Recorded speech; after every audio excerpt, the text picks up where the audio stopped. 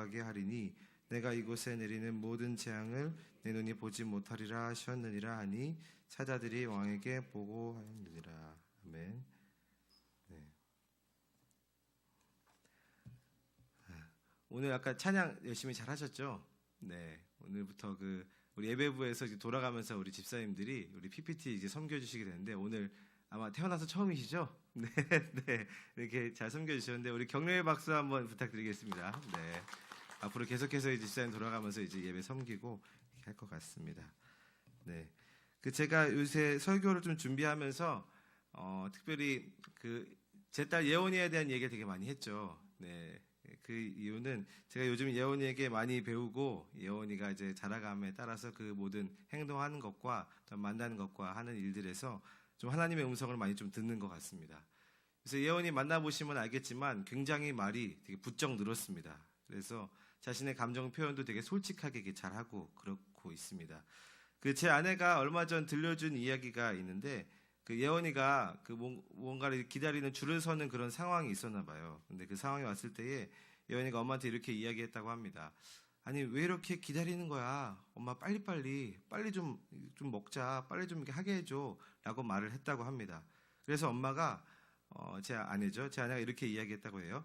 예원아, 세상이 전부 빨리 될 수는 없어. 기다려야 할 때도 있는 거야. 빨리 하는 건 없어. 라고 가르쳤다고 합니다. 예. 그런데 그 다음날 아침에 예원이가 어린이집에 등교를 준비할 때에 제 아내가 예원이에게 이렇게 재촉했습니다. 예원아, 너 옷 빨리 좀 입어야 돼. 너 빨리 양말 신어야 돼. 라고 잔소리를 했다고 합니다. 그런데 예원이가 뭐라고 하시는지 아십니까? 네, 이렇게 이야기했다고 해요. 엄마, 세상에 빨리 하는 건 없어. 지금이 기다려야 하는 때야. 네. 예, 무섭죠? 네, 그 말을 듣고 저도 제 아내도 한 대 얻어맞았던 것 같습니다. 정말 상황을 보면서 들은 그대로 말하는 예원이를 보면서 정말 말 조심해야 될 것 같다. 이제는 진짜 시작되었구나. 네, 정말 말 조심을 하고 예원이 앞에서도 좀 조심해서 이야기를 해야겠다는 생각이 들면서 그러면서 저는 또 감당해야 될 설교가 있기 때문에 그렇다면은 과연 듣는 것이 무엇인가? 듣는 것의 영향력이 어느 정도가 되는가 좀 고민하고 묵상하는 시간을 좀 가졌습니다. 그래서 이 성경에도 보면은 이런 말이 되게 많이 나오죠. 들으라. 예, 되게 많이 나오죠. 우리가 요새 아침에 새벽에 묵상하는 예레미야 말씀에도 하나님께서 계속 이스라엘 백성에게 들어라. 내 백성은 들으라라고 말하고 있습니다. 굉장히 많이 나옵니다. 그리고 그와 맞물려서 예레미야 선지자가 활동했던 시기, 특별히 예레미야 선지자가 활동했던 첫 번째 시기의 왕이 혹시 누군지 아십니까? 네, 그렇죠. 요시야 왕입니다. 그래서 오늘은 좀 요시야 왕을 좀 살펴보면서 요시야 왕을 통해서 백성들에게 말씀하시는 하나님을 좀 살펴보고자 합니다. 오늘도 주님의 음성을 듣는 여러분들이 되시기를 소망합니다. 네, 그렇다면 오늘 말씀 좀 길었는데요. 1, 2절을 한번 우리 그래도 같이 한번 읽어볼까요? 요시야 왕이 처음 등장하는 말씀인데 1절과 2절을 함께 같이 읽도록 하겠습니다. 읽겠습니다. 시작. 31년간 다스리니라. 그 어머니의 이름은 여디다요 보스갓 아다야의 딸이더라.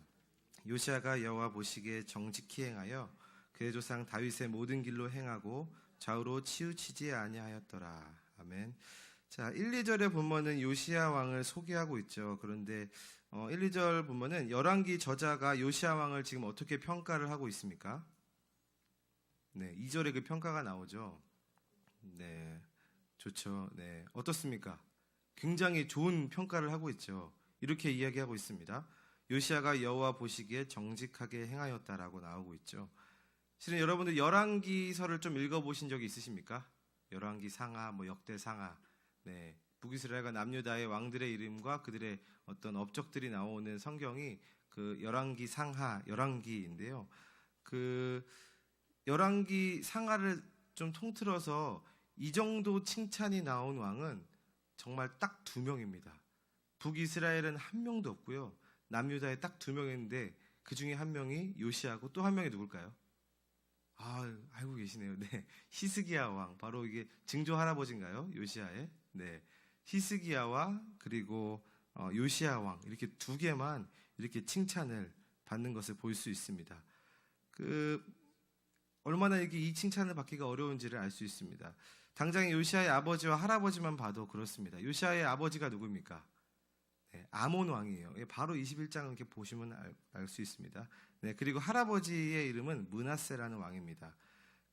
이 아몬과 므낫세 왕에 대한 이 열왕기서의 저자의 평가는 굉장히 악한 왕이었다. 예, 요시아의 아버지 아몬 왕도 자신의 아버지 므낫세를 따라 똑같이 여호와 보시기에 악한 왕이었다라고 이야기하고 있습니다.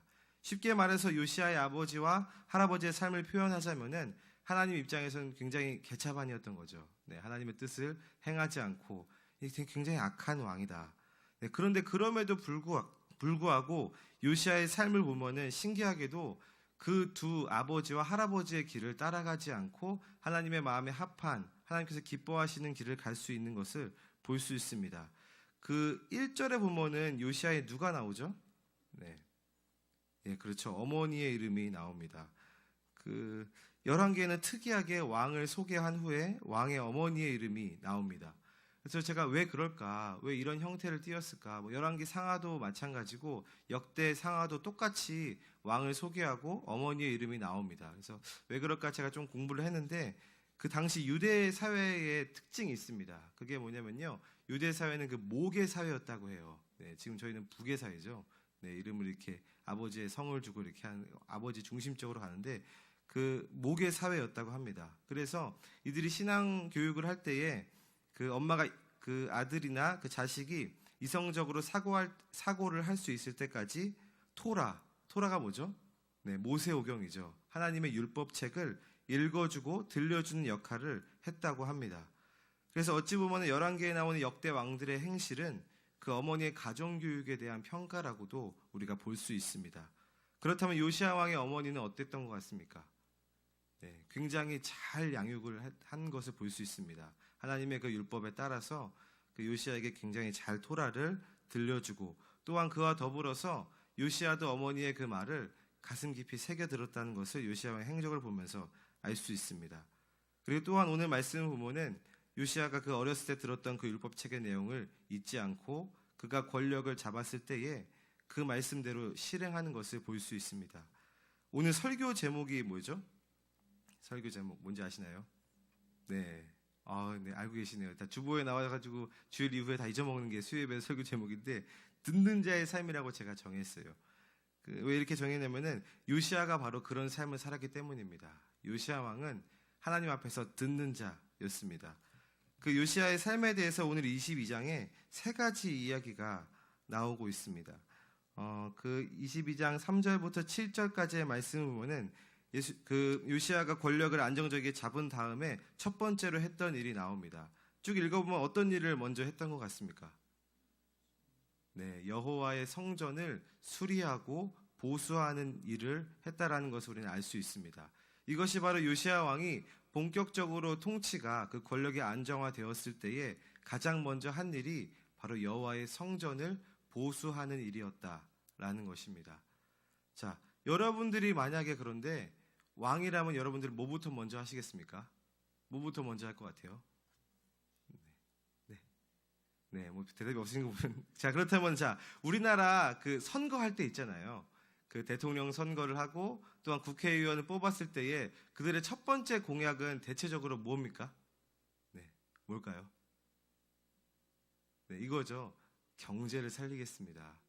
네, 제가 민생을 잘 돌아보아서 여러분들 잘 먹고 잘 살게끔 내가 책임지고 여러분들을 잘 먹고 잘 살게 해주겠습니다. 이 경제를 일으키겠습니다라는 공약 많이 보시지 않았나요?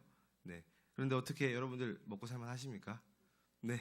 전부 다 실은 뭐 야당 여당 가릴 거 없이 다 이 공약을 넣은 것 같아요. 내가 이렇게 우리 지역을 발전시키겠다. 내가 이렇게 우리나라를 발전시키겠다. 이렇게 경제적으로 발전을 시키겠다라고 공약을 했던 것 같습니다. 그런데 요시아는 본격적으로 권력을 잡은 후에 뭘 했다고 했죠? 네, 여호와의 성전을 수리하는 일을 시켰습니다. 아까 대통령과 그 국회의원 이야기가 나와서 그런데 실은 그 요시아 왕의 아버지와 그 할아버지는 권력을 잡은 후에 집중했던 일이 있습니다. 그게 뭐냐면요, 바로 이 나라를 잘 먹고 잘 살게 하는 일에 주력했다라는 것을 볼 수 있습니다. 어떻게 그렇게 볼 수 있냐면요. 굉장히 이들은 경제 발전과 국제 정세를 굉장히 살펴보았습니다. 그 남유다를 둘러싸고 있는 강국들이 있었죠. 아수르란 나라가 있었고, 또한 애굽이란 나라가 있었고, 또한 바벨론이라는 나라가 있었는데, 굉장히 그들의 눈치를 보면서 그들과 외교적으로 교류를 하면서 이들이 우리를 침략하지 않고 또 어느 선 정도 내어주면서 외교에 굉장히 능한 왕들이 바로 므낫세와 아몬 왕이었다라는 것입니다. 그래서 실제로 제가 살펴보니까 이 므낫세와 아몬 왕 때에 이 유다의 나라는 굉장히 어떻게 보면 경제적으로는 좀 안정된, 그렇게 쪼들리지 않는 그런 상태였다라고 합니다. 그런데 그것과 함께 무엇이 들끓었냐면요. 바로 그 이방 나라의 우상들이 굉장히 많이 들끓었다. 엄청난 우상들이 세워졌다라고 합니다. 그래서 유다 곳곳에 이방 신들을 섬기는 우상들이 세워졌고, 심지어는 여호와의 성전에도 그 가증한 우상들이 들어선 것을 볼 수 있습니다. 사실 그 당시의 국제 정세를 보면은 므낫세 왕은 아수르를 전적으로 의존하고 그들의 눈치를 보고 교류를 해야만 하는 어쩔 수 없는 상황이었다라고 볼 수 있습니다. 조금만 눈치를 잘못 보면은 저 강력한 나라들이 이 남유다를 침공해오고 남들을 덮칠 수도 있는 상황이었기 때문입니다. 그래서 이런 공부들을 하다 보면은 하나님이 이 정도는 이해해 줘야 하는 거 아닙니까? 지금도 막 여러 가지 국제 관계들을 잘 살피고 우리 국익을 추구해야 하는데 이 복잡한 사정들을 좀 이해해 줘야 하는 건 아닙니까? 라는 의문이 좀 들 때도 있어요. 므낫세 입장에서도 어쩔 수 없었습니다, 주님. 이렇게 말할 수도 있을 것 같습니다. 그런데 열왕기서는 이 모든 므낫세 왕과 또한 아몬 왕이 통치한 것에 대해서 한마디로 이렇게 평가를 하고 있습니다. 열왕기서 21장 9절에 이렇게 이야기하고 있어요. 이 백성이 듣지 아니하였고 므낫세의 깸을 받고 악을 행한 것이 여호와께서 이스라엘 자손 앞에서 멸하신 여러 민족보다 더 심하였더라. 남유다 백성들이 어떻게 해서 므낫세의 깸을 받고 악을 행했다라고 말하고 있습니까? 그들이 힘이 약해서 어쩔 수 없었다라고 이야기하고 있습니까? 이들이 힘이 약해서 눈치 보느라고 우상들을 받아들였다. 어쩔 수 없는 것이었다라고 평가를 하고 있습니까? 성경은 이렇게 평가하고 있습니다. 이들이 악을 행한 이유, 이들이 우상을 섬긴 이유가 백성이 듣지 아니하였기 때문에 이 죄를 행하였다라고 평가하고 있습니다. 듣지 않았기 때문에 너희는 죄를 지었다라고 말하고 있습니다. 자, 그렇다면 요시야는 어땠을까요? 이 열왕기하 23장 8절에서 10절까지 보면은 그 성전을 수리하는 와중에 율법책과 성전에서 나온 돈이 같이 나왔다고 합니다. 10절에 보면은 서기관 사반이 왕 앞에서 율법책을 읽었다고 나오는데 11절에 요시야 왕의 반응이 이렇게 나옵니다. 우리 11절을 우리 한번 같이 읽어볼까요? 우리 열왕기하 22장 11절 읽겠습니다. 시작. 왕의 율법책의 말을 듣자 곧 그의 옷을 찢으니라. 자, 어떻습니까? 요시야 왕이 지금 뭘 하고 있죠? 그의 옷을 찢었다라고 나와 있습니다. 어떻게 하자마자 찢었다고요? 왕의 율법책의 말을 듣자마자 그 여호와의 성전에서의 그 율법책을 발견했고, 그리고 그 서기관 사반이 그 율법책을 그냥 읽은 거예요. 그 율법책의 내용을 읽었는데 바로 곧 그의 옷을 찢으니라라고 나와 있습니다. 옷을 찢는다는 것은 회개의 전형적인 어떤 모습입니다. 이때 읽혀진 말씀은 신명기 11장 말씀이라고 합니다. 이 신명기 11장 말씀은 하나님께서 가나안 땅에 이스라엘 백성들이 들어가기 직전에 모세를 통해 다시금 하나님과 이스라엘 백성들의 언약을 기억하며 복과 저주에 대한 내용이 들어있는 말씀입니다. 거기에는 이런 내용이 있습니다. 너희가 만일 내가 오늘 너희에게 명령하는 도에서 돌이켜 떠나 너희의 하나님 여호와의 명령을 듣지 아니하고 본래 알지 못하던 다른 신들을 따르면 저주를 받으리라. 요시야는 이 말씀을 듣고 그대로 옷을 찢었다라고 합니다. 그리고 나서 죄를 회개하는데 또 이렇게 회개를 합니다. 우리 조상들이 이 책의 말씀을 듣지 아니하며 이 책에 우리를 위하여 기록된 모든 것을 행하지 아니하였으므로 여호와께서 우리에게 내리신 진노가 크도다. 요시야 왕의 회개의 핵심이 무엇입니까? 방금 제가 읽어드렸는데 이 책의 말씀을 듣지 아니한 것을 회개합니다. 우상 숭배에 대해서 바로 이야기하지 않습니다. 어떤 행악에 대해서 구체적으로 이야기하지 않습니다. 이 모든 악의 근원, 이 모든 죄의 근원이 하나님께서 죄로 여기시고 진노하시는 것의 원인이 무엇인지 요시야는 분명하게 알았습니다. 그게 뭐냐면요, 바로 여호와의 말씀을 듣지 아니한 것이 죄였다. 이 모든 원인이 거기에 있다라고 요시야는 이야기하면서 회개하고 있습니다. 말씀을 듣지 않는 것이 회개의 제목이라는 것이죠. 그리고 나서 무엇을 했습니까? 우리 14절과 15절 우리 같이 읽어보도록 하겠습니다. 읽겠습니다. 시작.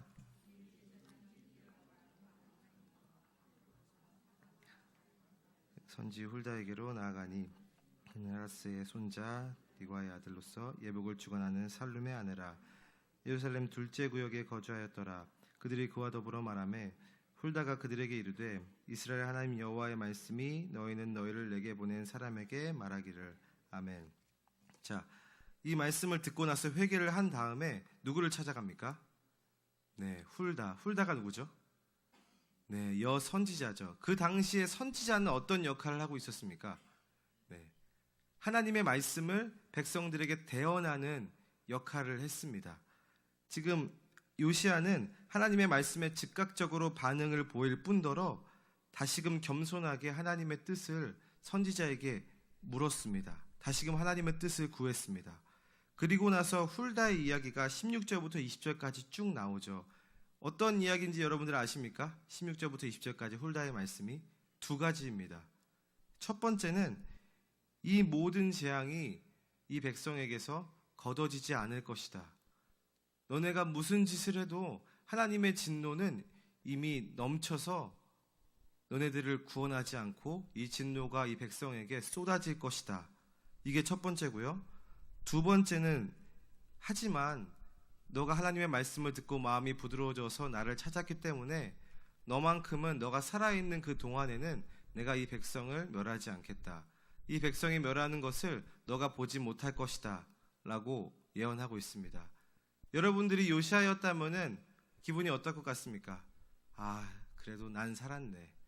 역시 이 정도 신앙생활 하니까 그래도 나는 살았네.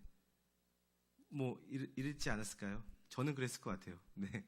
그런데 요시야 왕이 지금 무엇을 하려고 하고 있죠?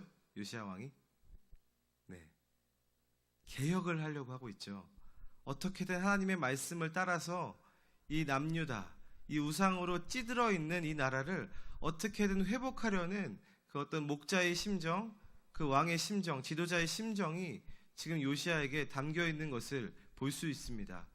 어떻게든 이방 나라에게 의존하지 않고 그것을 다 끊어버리고 하나님께서 이 나라를 살리시는 분이시다, 하나님이 이 나라의 왕이시다라는 것을 어떻게든 주의 말씀을 지키고 또한 회개하고 돌아감으로 인해서 다시금 이 남유다가 하나님께 돌아가게끔 또 하나님의 은혜를 의지하고 살아가는 백성인 것을 다시금 기억하고 살리려고 지금 애를 쓰고 있는 모습을 볼 수 있습니다.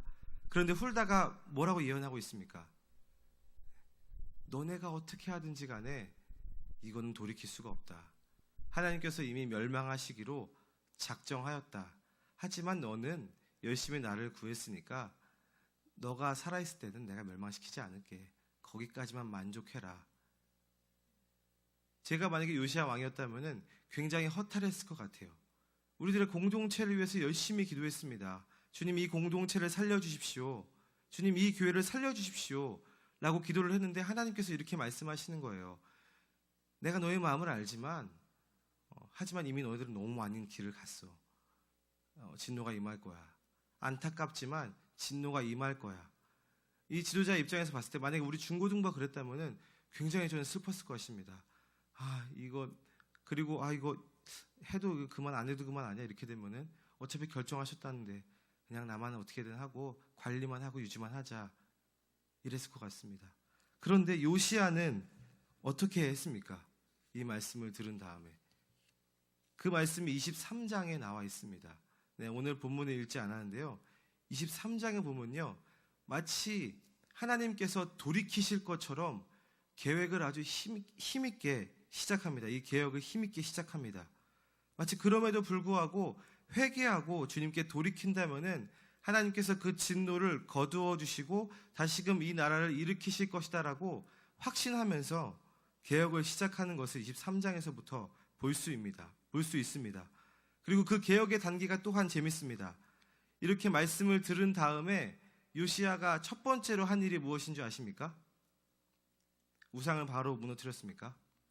첫 번째로 한 일이 뭐냐면요, 바로 요시야가 들었던 그 말씀 있잖아요. 그 회개하고 들었던 그 말씀을 자신이 이끌어가는 그 모든 백성들과 모든 관리들과 그 사람들을 다 모아놓고 하나님의 말씀을 읽어주기 시작합니다. 자신이 들었던 말씀을 공동체에 같이 나눈다는 것입니다. 그리고 함께 그 말씀을 실천하는 내용이 23장부터 쭉 나옵니다. 그리고 여호와 앞에 가증한 우상들을 무너뜨리는 개혁이 이루어지고 요시야 왕의 마지막에는 이렇게 평가를 하고 있습니다. 제가 읽어드릴게요. 요시야와 같이 마음을 다하며 뜻을 다하며 힘을 다하여 모세의 모든 율법을 따라 여호와께로 돌이킨 왕은 요시야 전에도 없었고 후에도 그와 같은 자가 없었더라. 아멘. 요시야 왕에 대한 많은 이야기를 지금 여러분들이 되게 들었는데요. 요시야 왕을 보면서 우리가 배울 것이 있습니다. 그것은 바로 여호와의 말씀을 듣는 자의 삶의 내용입니다. 이 요시야의 삶을 쭉 돌이켜 보면은 어렸을 적부터 여호와의 말씀을 들었고 또한 그 들은 말씀을 결코 가벼이 여기지 않았음을 우리는 오늘 말씀을 통해서 볼 수 있습니다. 그리고 또한 두 번째로 요시야는 왕으로서 경제를 부흥시키려고 하지도 않고 또한 그리고 자신의 덕을 쌓으려고 하지도 않았습니다. 그저 주님의 말씀을 들은 대로 어떻게든 살아보려고 몸부림을 치는 모습을 우리는 발견할 수 있습니다. 우리는 어떻습니까? 우리는 얼마나 들은 대로 살아보려고 어떻게든 이 말씀을 가지고 어떻게든 해보려고 하는 노력과 우리의 삶의 태도가 우리 가운데 있습니까? 그 성경을 보면은 성경은 제가 그렇게 많이 읽지는 않았지만 그 성경의 구조와 그 내용들을 보면은 되게 정말 놀라울 정도로 일관된 어떤 그런 구조가 있습니다. 일관성이 있습니다. 그게 뭐냐면요, 하나님이 일하시는 방식입니다. 하나님이 일하시는 방식이 굉장히 일관적이에요. 굉장히 같은 방향으로 가고 있는데 그게 뭐냐면요, 그것은 하나님께서는 말씀하시고 또한 그의 백성은 듣는다라는 형태를 가지고 있습니다. 여러 가지 상황과 정황 가운데 있지만 하나님께서 항상 택하시는 방법이 뭐냐면요, 말씀하시고 또한 백성들에게 그것을 들으라고 말씀하십니다. 그리고 그 백성들은 그것을 듣고 아니면 혹은 듣지 않고 멸망의 길로 가거나 듣고 다시 회복하고 하나님의 은혜를 누리거나 이것이 계속 반복됩니다. 생각해보면 이 남유다의 시초인, 시초라고 할 수는 없겠지만 그 첫 왕인 르호보암의 아버지인 솔로몬도 하나님이 아까 우리 박 목사님이 계속 기도를 하셨는데요. 이 솔로몬이 하나님이 어떤 점을 마음에 들어 하셨습니까? 어떤 기도를, 어떤 구함을 마음에 들어 하셨죠? 지혜 또 여러 가지 있죠. 그렇죠. 듣는 마음이에요. 열왕기상 3장 9절에서부터 10절까지에 하나님께서 꿈에 나타나서 이렇게 말씀합니다. 솔로몬에게 내가 너에게 무엇을 줄까? 구해라. 다 주겠다. 너가 왕이 되었으니까 내가 좀 팍팍 밀어주겠다 라고 꿈에서 나옵니다. 그런데 솔로몬이 듣는 마음을 주십시오라고 기도했을 때에 하나님께서 솔로몬의 그 기도가 주의 마음에 들었다, 하나님의 마음에 들었다라고 말씀하고 있습니다. 하나님께서는 시종일관 그렇게 지금도 역사하고 계십니다.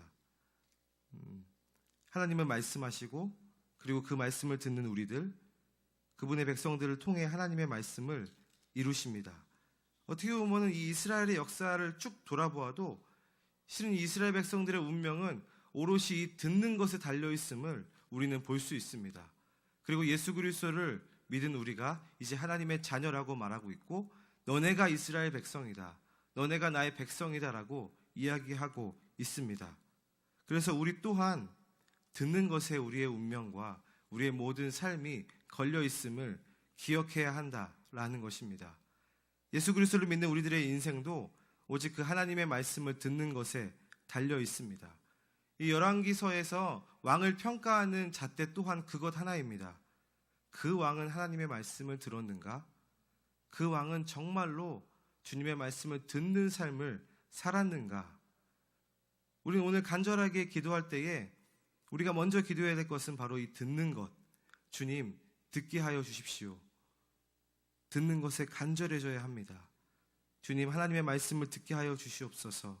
그 듣는 것을 막는 모든 것들을 주님 쳐내 주시고 그 아버지의 말씀과 뜻이 무엇인지 우리 가운데 깨달아 알게 하여 주시옵소서. 내가 지금 무엇을 가장 먼저 해야겠습니까? 주의 음성을 들려주시옵소서. 우리 시간 함께 기도하도록 하겠습니다. 우리 시간 함께 우리 기도할 때 이렇게 기도하도록 하겠습니다. 하나님 아버지, 주님의 말씀을 듣게 하여 주시옵소서. 듣는 것이 무엇입니까? 우리가 날마다 나와서 하나님의 말씀을 듣는데 정말로 듣는 것이 무엇인지 주님 우리 가운데 알려주시옵소서. 이 요시야 왕을 봤을 때에 이 요시야 왕은 그 말씀을 듣고 옷을 즉시 찢었다라고 말하고 있습니다. 주님, 오늘도 하나님의 말씀을 들었을 때에 우리의 마음과 우리의 생각과 우리의 삶의 방향을 주님께 즉시 드리게 하여 주시옵소서.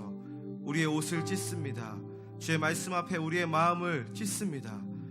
주님, 우리 가운데 말씀하여 주시고 듣게 하여 주시옵소서라고 함께 기도하면서 주님께 나가도록 하겠습니다. 기도하겠습니다.